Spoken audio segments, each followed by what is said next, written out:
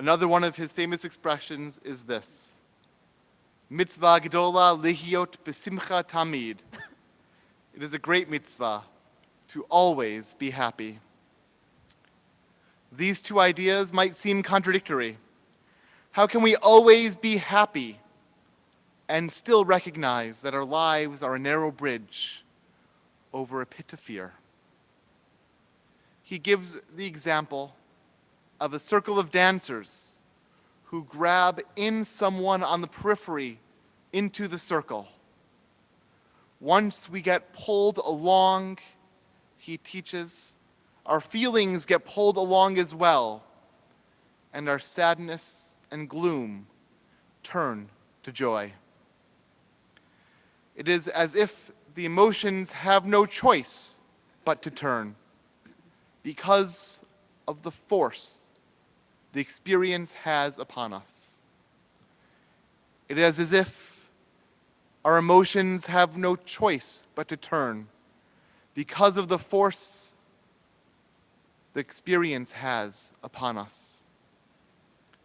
The same is true right now with this experience. Our everyday interactions are becoming fraught and snippy from the lack of dancing. There is so much we still want to do, but it is covered through and through in distance. Much is going to be made of the 1-year anniversary of the lockdowns, which is coming up. And I know that the date is different on the secular calendar, but it happened in the month of Adar. It happened just after Purim, that all of the dancers let go of their grasp and stood apart, taking off their Purim costumes and putting on their cloth masks. And that is where we have been, with ups and downs and even further downs, for about a year now. Last week, we heard the giving of the 10 Commandments, Aseret HaDibrot, and the giving of the Torah. Joshua Schwartz, who is teaching our introduction to Kabbalat for liberal Jews, asks in his teaching this week, and what was the result of this incredible theophany in which God revealed to us divine supernal wisdom? In other religious or mythological systems, when one receives divine knowledge, one transcends the human plane. But after the giving of the Torah at Sinai, we were left with law, mishpatim, a way for us to live in community with each other. We were not lifted beyond this life or this world, but we were given the path through which we can walk. There is a midrash that the people of Israel accepted this law under duress last week at Sinai. But it was during this month of Adar on Purim that we chose Judaism for ourselves, that we chose to walk with joy.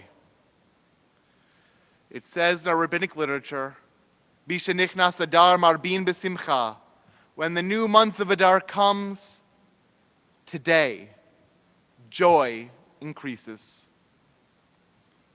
I'll admit, I have often been one of the ones to sit out at joyful dancing, at parties, to stand in the periphery of that circle.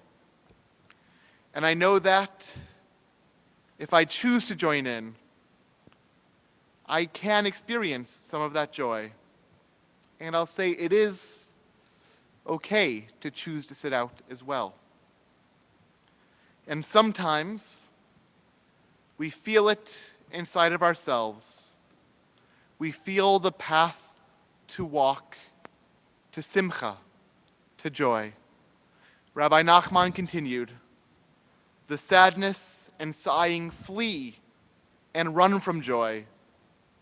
For at a time of joy, it is the nature of sadness and sighing to stand aside." And what do we do, he asks? One actually has to pursue them, pursue the sadness and sighing, to catch up with them and reach them, in order to specifically introduce them and pull them into the joy.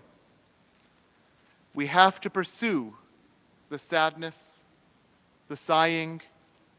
We have to grab its hand, feel it, acknowledge it. And in this month of Adar, we have to embrace it. And then we can pull it along and turn it into another round of joy. On page 478,